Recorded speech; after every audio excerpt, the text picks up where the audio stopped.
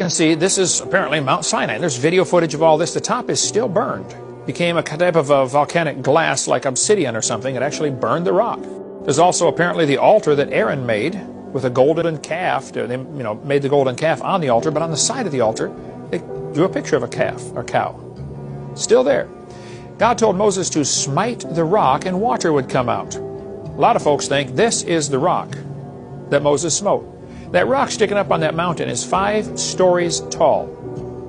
50 feet to the top of that rock, as tall as these trees around here. And it's split right down the middle.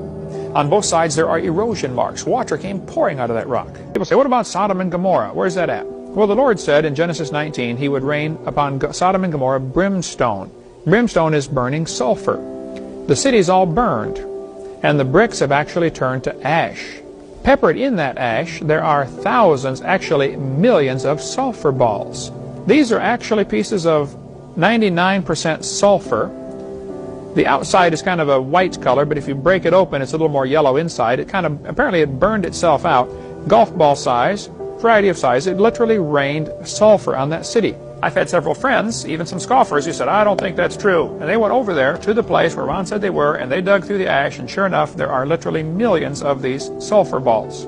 If you scrape off this white coating, it's pure yellow sulfur, 99.6% pure sulfur. As the sulfur would burn itself out, it would encapsulate itself in its own ash and shut off its oxygen supply. Ends up with a coating around a pure sulfur ball. Found no place in the world except this place over there. This is the rock that God made water pour out of in the book of Exodus. It's known as the Rock of Horeb and is located near Mount Sinai, close to Jebel al-Lawz in Saudi Arabia. In the book of Exodus, God instructed Moses to strike the rock at Horeb, and miraculously, water poured out to sustain the people.